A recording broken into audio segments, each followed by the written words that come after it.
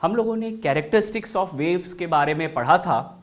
अब हम उस पर कुछ न्यूमेरिकल्स ट्राई करने जा रहे हैं। देख सकते हैं 2 न्यूमेरिकल्स अब हम लोग ट्राई करने जा रहे हैं। सबसे पहले फर्स्ट न्यूमेरिकल को हम लोग समझते हैं। क्वेश्चन क्या है? द वेव नंबर को न्यू इनवर्स से रिप्रेजेंट किया जाता है। तो the wave number of a beam of light is 400 centimetre inverse. Then calculate the wavelength. निकालना क्या है बेटा? Wavelength in nanometre. आंसर हमें नैनोमीटर में रिपोर्ट करना है। And also find its frequency, और साथ ही साथ हमें फ्रीक्वेंसी भी फाइंड आउट करके बताना है। तो 2 चीजें हमें बताने को कहा जा रहा है, एक तो वेवलेंथ और दूसरा फ्रीक्वेंसी। लेकिन बच्चों, क्वेश्चन को पढ़ते ही आपको लगेगा कि सर ये क्वेश्चन तो बहुत ही आसान है, लेकिन इसमें एक ट्विस्ट है और वो है कैलकुलेशन। यूनिट कन्वर्जन का जो यहां पे हम लोग यूज करेंगे वो बहुत ही सावधानी के साथ हमें करना पड़ेगा। आप एक बार ट्राई करें। देखिए, जैसे कि इस क्वेश्चन का सॉल्यूशन जो हमें लिखना चाहिए वो है, आपको वेव नंबर दिया गया है। वेव नंबर दिया गया है 400 सेंटीमीटर इनवर्स, और हम जानते हैं कि वेव नंबर और वेवलेंथ का रिलेशन क्या होता है। हम जानते हैं कि वेव नंबर जो होता है वो 1 अपॉन वेवलेंथ होता है। एंड दैट्स वाई वेवलेंथ अगर मैं कहूं आपसे तो wavelength is equal to 1 upon wave number होगा। तो अगर मैं आपसे वेवलेंथ यहां पे कहूं कि निकालना है आपको, तो आप क्या करेंगे? आप कहेंगे 1 अपॉन वेव नंबर। सीधी सी बात है, जब wave number is equal to 1 by wavelength, then wavelength is equal to 1 upon wave number. अब हम 1 अपॉन वेव नंबर यहां पे उसकी वैल्यू पुट करने जा रहे हैं। तो वेव नंबर कितना है बेटा? 400 सेंटीमीटर इनवर्स। वो मैंने यहां पे पुट किया, तो ये 1/400 और सेंटीमीटर इनवर्स ऊपर जाएगा तो सेंटीमीटर बन जाएगा। आप इसे सॉल्व करें तो ये 1/400 सेंटीमीटर होगा, और इसको सॉल्व करने पर जो वेवलेंथ आया वो आया 0.0025 सेंटीमीटर। सेंटीमीटर में तो हमारा आंसर आ गया। अगर मुझसे सेंटीमीटर में पूछा जाता तो मेरा आंसर तैयार है, लेकिन क्वेश्चन में ट्विस्ट है, और क्वेश्चन जो है वो पूछा जा रहा है नैनोमीटर में। यानी वेवलेंथ हमें सेंटीमीटर में नहीं, हमें नैनोमीटर में रिपोर्ट करना है। अब क्या करें? तो देखिए, क्या मैं कह सकता हूं कि ये जो वेवलेंथ है इसको 0.0025 सेंटीमीटर है ना, तो मैं 10⁻⁻² से मल्टीप्लाई कर दूं तो ये मीटर में कन्वर्ट हो जाएगा। क्या मेरी बात समझ में आ रही है? क्योंकि हम छोटे यूनिट से, सेंटीमीटर से मीटर में कन्वर्ट कर रहे हैं, छोटे यूनिट से बड़े यूनिट में जा रहे हैं, तो डिवाइड करना पड़ता है। 100 से आप इसे और डिवाइड करेंगे तो ये हो जाएगा 0.0025 इंटू 10⁻⁻² मीटर। अभी तो मीटर में आया है, बट हमें चाहिए किस में बेटा? हमें चाहिए नैनोमीटर में। तो मैंने एक ट्रिक आपको बताया था, और मैं चाहता हूं कि वो एक बार ट्रिक आपको दोबारा से रिवाइज कराऊं। मीटर में तो हमें मिल चुका है, और अब हमें नैनोमीटर में कन्वर्ट करना है। बहुत ही सिंपल एक ट्रिक है, आप देख लीजिए, आंसर तुरंत आ जाएगा। मैं कह सकता हूं lambda is equal to 0.0025 into 10⁻⁻²। ये मीटर था, कन्वर्ट करना है नैनोमीटर में, तो ट्रिक कहता है नैनो बाई नैनो से इसको मल्टीप्लाई कर दीजिए। ये ट्रिक है, क्वेश्चन को जल्दी सॉल्व करने का एक आसान सा तरीका है। मीटर तक तो आ चुका था, आपको नैनोमीटर में कन्वर्ट करना था ना बेटा, तो ट्रिक के अकॉर्डिंग आप नैनो बाई नैनो से क्या कर दे? मल्टीप्लाई। अब आप क्या करें, नीचे जो नैनो प्रीफिक्स है जिसका मीनिंग आप जानते हो होता है 10⁻⁻⁹। You know very well, mole concept में आपने पढ़ा कि नैनो प्रीफिक्स का मतलब होता है 10⁻⁻⁹।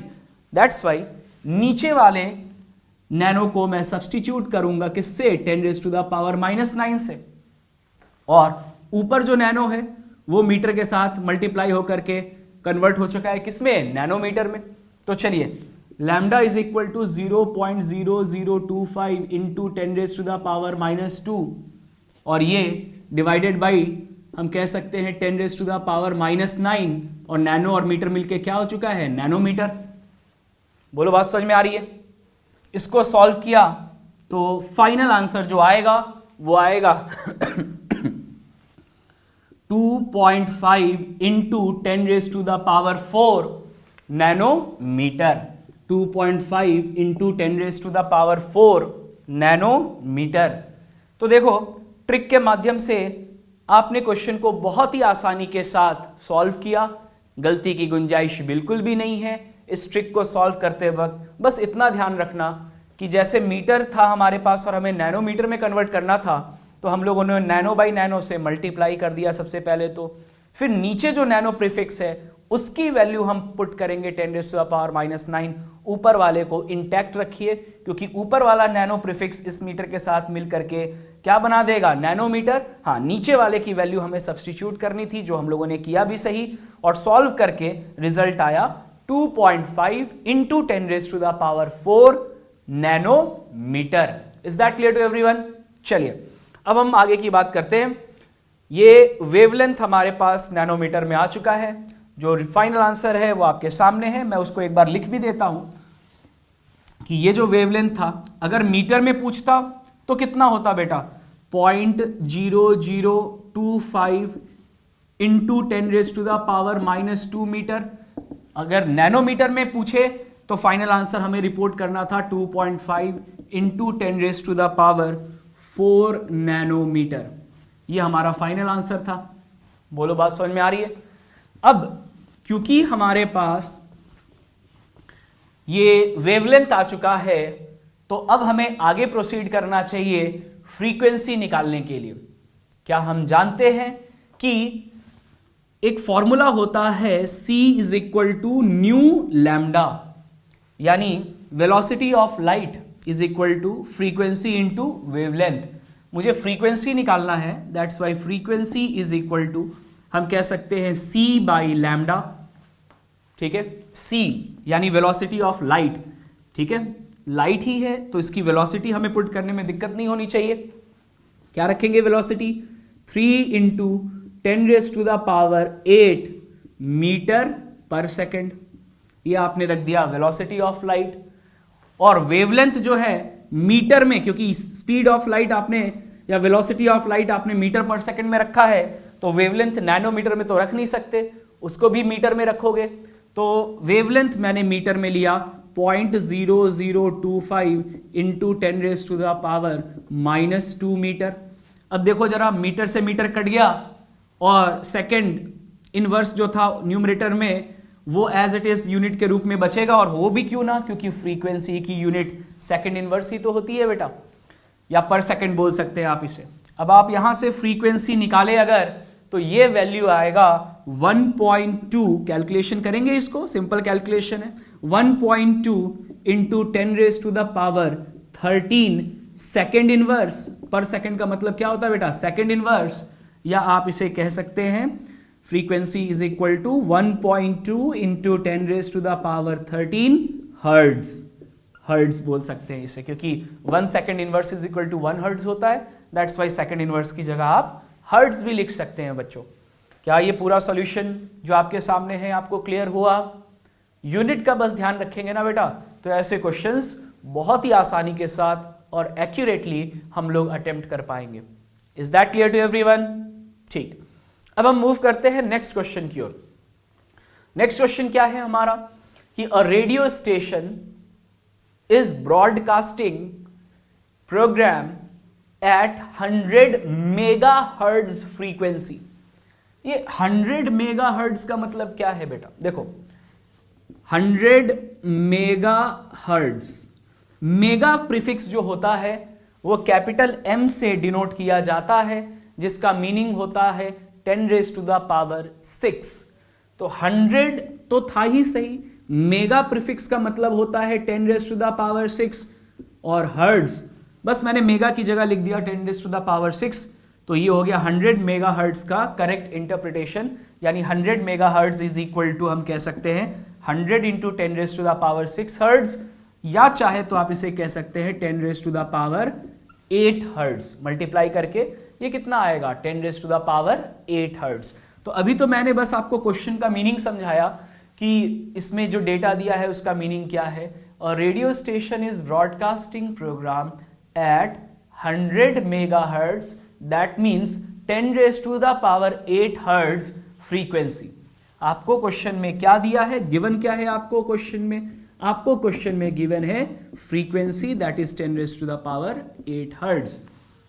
If the distance between the radio station and the receiver is 3 lakh metre, यानी जहां से रेडियो स्टेशन से फ्रीक्वेंसी या सिग्नल छोड़ा जा रहा है और जहां उसे रिसीव किया जा रहा है, तो रेडियो स्टेशन और रिसीवर के बीच का डिस्टेंस 3 लाख मीटर है। यानी डिस्टेंस आपको दिया है 3 into 10 raise to the power 5 metre, ये मैंने लिख दिया। Now question is how long will it take for the signal to reach the receiver, यानी उस रेडियो स्टेशन से रिसीवर तक सिग्नल पहुंचने में कितना टाइम लगेगा, ये निकाल के बताइए। और क्वेश्चन का दूसरा पार्ट है also find wavelength and wave number, यानी टोटल 3 चीजें निकालने हैं हमें। सबसे पहले हमें फाइंड आउट करना है क्या, कि कितना टाइम लगेगा सिग्नल को रिसीवर तक पहुंचने में। तो क्या मैं कह सकता हूं सॉल्यूशन के रूप में कि टाइम जो है वो तो डिस्टेंस बाय स्पीड से निकाला जा सकता है, या आप कह सकते हैं वेलोसिटी से निकाला जा सकता है। तो बेसिकली हमें केवल न्यूमेरिकल वैल्यू से यहां मतलब है, इसलिए स्पीड बोलो या वेलोसिटी एक ही बात है। तो डिस्टेंस कितना दिया है बेटा, 3 into 10 raise to the power 5 metre. और स्पीड, आप कहोगे सर स्पीड तो दिया ही नहीं है क्वेश्चन में। तो मैंने आपसे क्या कहा था, चाहे कोई भी इलेक्ट्रोमैग्नेटिक वेव हो, कोई भी electromagnetic wave, infrared, visible, radio wave, microwave, कई सारे एग्जाम्पल्स होते हैं इलेक्ट्रोमैग्नेटिक वेव्स के, उनमें से कोई भी एग्जाम्पल आपको दिया जाए वो स्पीड ऑफ लाइट के बराबर ही वेलोसिटी या स्पीड कैरी करेगा, ये बात तय है। और ये मैंने आपको पहले भी बताया था, इसलिए मैं कहूंगा कि स्पीड ना भी दिया हो, लेकिन आपको पता है कि यहां पे जिसकी बात की जा रही है वो एक तरह का इलेक्ट्रोमैग्नेटिक वेव है, और इलेक्ट्रोमैग्नेटिक वेव के लिए स्पीड ना भी दिया जाए तो आप खुद से पुट कर सकते हैं, यानी स्पीड ऑफ लाइट के बराबर। और होता कितना है बेटा, 3 into 10 raise to the power 8 metre पर सेकेंड। मेरी बात समझ में आ रही है? सोचो, मीटर से मीटर तो कैंसिल आउट हो जाएगा बेटा, और 3 से 3 भी कैंसिल आउट हो जाएगा, और इसको सॉल्व करने पर 10 raise to the power 5 upon 10 raise to the power 8 को सॉल्व करने पर रिजल्ट कितना आएगा, 10 रेज टू द पावर -3। और नीचे जो पर सेकेंड है वो ऊपर जाकर के सेकेंड बन जाएगा, and that's why the answer will be 10 raise to the power -3 second. अब हम बात करेंगे आगे, क्योंकि इस क्वेश्चन में टोटल 3 पार्ट्स हैं। पहले पार्ट का आंसर हमें मिल चुका है, 2 पार्ट के आंसर्स अभी और मिलने बाकी हैं। अब हम बात करेंगे वेवलेंथ के बारे में। टाइम तो आ चुका है हमारे पास, नाउ वेवलेंथ। तो वेवलेंथ कैसे निकाला जाए बच्चों? क्या हम जानते हैं कि वेवलेंथ इज इक्वल टू, हम कह सकते हैं c बाय व्हाट, न्यू, यानी velocity of light upon frequency. क्यों भाई? क्योंकि आप जानते हो कि c is equal to nu lambda होता है, तो मैं लैम्डा निकालना चाहता हूं तो c बाई न्यू रख सकता हूं।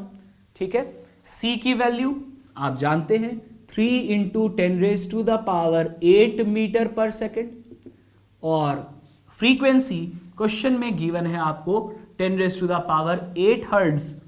10 raise to the power 8 hertz, hertz को सेकेंड इनवर्स भी लिख सकते हैं बच्चों। तो देखिए, सेकेंड इनवर्स से सेकेंड इनवर्स कैंसिल आउट हो गया, 10 रेज टू द पावर 8 से 10 raise to the power 8 cancel out हो गया, और वेवलेंथ आया 3 मीटर। वेवलेंथ आया 3 मीटर। ये फर्स्ट आंसर, ये second answer. Is that clear? Last but not the least, we are going to find out the wave number. It's the simplest one. Wave number निकालना है, new बार, इसको हम read करते हैं new बार। ये wave number होता है बच्चों, this is wave number. Now wave number is equal to 1 upon wavelength. क्योंकि वेवलेंथ हमारे पास आ चुका है 3 मीटर, तो वेवलेंथ की जगह मैंने पुट किया 3 मीटर। नाउ 1/3 को सॉल्व करेंगे तो कितना आएगा 0.33 आएगा, और मीटर नीचे है डिनोमिनेटर में है तो क्या मैं उसे मीटर इनवर्स लिख सकता हूं? तो वेव नंबर हमारे पास बच्चों कितना आया 0.33 metre inverse. Is that clear to everyone? ये दोनों क्वेश्चंस जो आपको मैंने बताए ये बहुत ही सिंपल कंसिडर किए जाते हैं, सिर्फ और सिर्फ आपको कैलकुलेशन और यूनिट कन्वर्जन का ध्यान देना होता है और आपका क्वेश्चन 100% करेक्ट होगा, इसकी गारंटी ली जा सकती है।